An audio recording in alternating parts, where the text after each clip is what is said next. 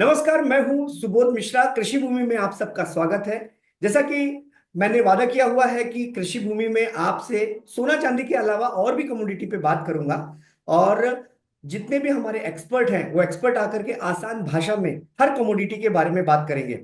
और कमोडिटी, सोना चांदी और कृषि से रिलेटेड चीजें जानने के लिए हमारे चैनल को सब्सक्राइब करें, लाइक करें और शेयर करें। इस समय हमारे साथ अजय केडिया जी हैं, जो कमोडिटी एक्सपर्ट है। और आज हम इनसे वापस सोना चांदी के बारे में भी एक बार जानने की कोशिश करेंगे, क्योंकि फेड के जो यूएस फेड है उसके रेट्स जो हैं वो आ चुके हैं। और बहुत सारे जो डेटास थे, जो ये हफ्ता था, पिछला हफ्ता डेटा से भरा हुआ था, वो सब आ चुके हैं। और साल खत्म होने को है। अब हम इसके बारे में जानते हैं कि जो ये साल के आखिरी दिन है इसमें क्या स्थिति रहेगी सोना और चांदी की। और अगला साल जो आशाओं से भरा हुआ है, आखिर उसमें क्या स्थिति रहेगी। अजय जी, सबसे पहले तो कृषि भूमि में आपका स्वागत है।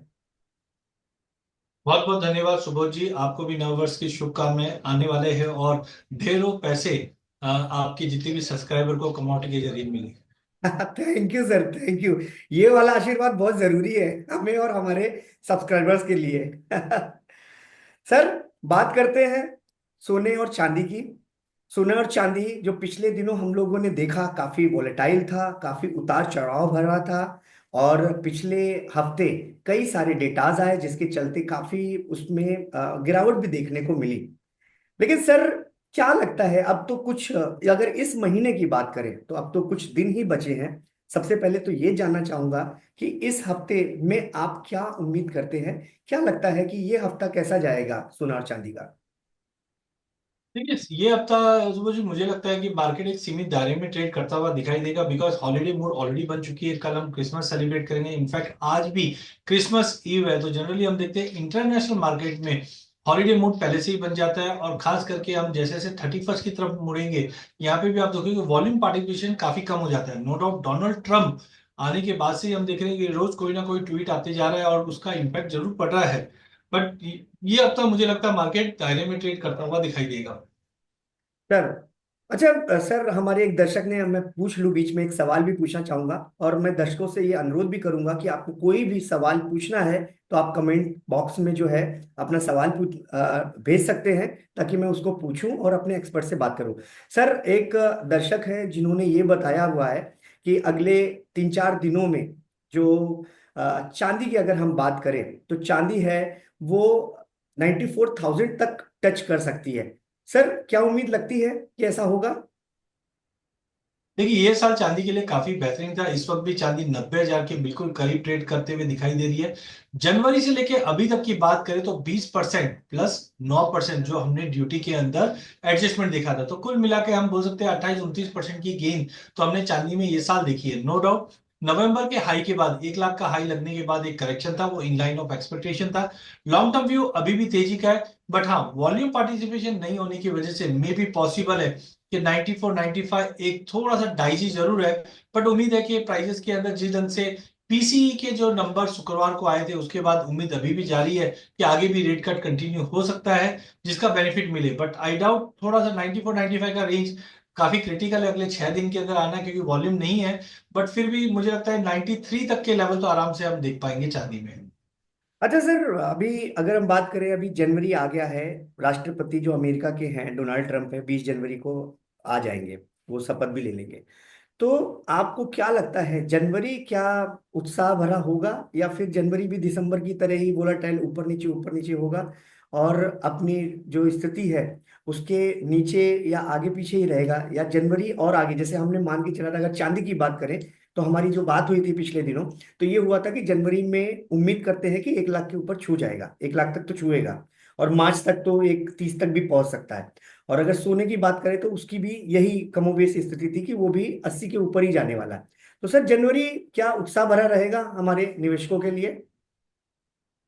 बिल्कुल, 2025 में मुझे लगता है कि देखिए, गोल्ड में पिछले 2-3 सालों से जो तेजी चली है उसके कुछ कारण थे। पहला है जियो पॉलिटिकल टेंशन। तो हमने देखा रशिया यूक्रेन आज भी जारी है।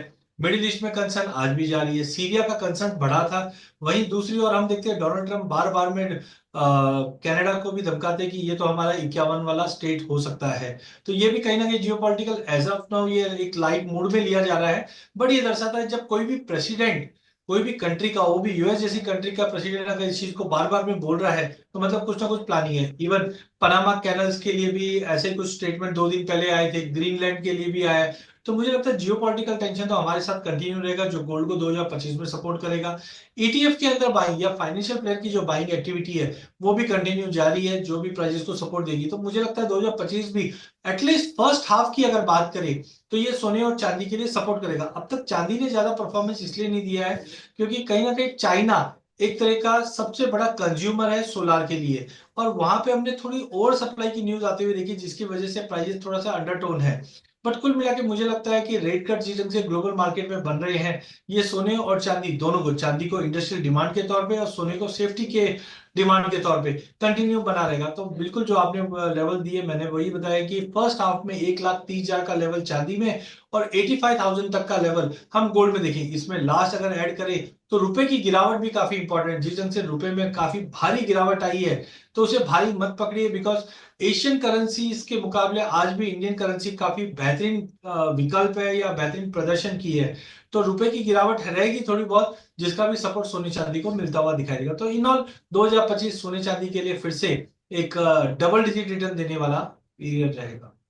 सर, मैं अपने जो ज्वेलर्स दर्शक हैं, ज्वेलर्स भाई हैं, उनके लिए भी पूछना चाहूंगा, क्योंकि कई सारे नए ज्वेलर्स हैं और थोड़ा सा हिम्मत बटोरते हैं कि किस तरह से काम करें, और हम लोग के जो वीडियोस हैं वो देखते हैं। तो सर, इन लोगों को आप क्या मतलब कि एक गाइड करेंगे, क्या बताएंगे इन लोगों को? क्योंकि आने वाला जो जनवरी है, जैसे दिसंबर में तो काफी वोलेटाइल रहा, तो काफी चीजें ऊपर नीचे, लेकिन आने वाले उसमें और लंबी अवधि के लिए क्या होप है, बेटर है? और ये ज्वेलर्स जो है अपने, वो किस तरह से आगे मूव करें? देखिए सूरज जी, सोना कोई भी लेवल पे लीजिए आपको सस्ता ही लगेगा। जैसे आपने जब शादी की वो साल में सोना क्या था और आज देखिए तब आपको लगे वो टाइम पे और ले लेता। तो ज्वेलर भाई कह रहे हैं कि अभी भी सोने का आउटलुक बहुत तेजी है। हाँ, बहुत बार होता है कि हम विचलित हो जाते हैं, अरे सर इतनी बड़ी तेजी आ गई तो अब गिरावट आ जाएगी।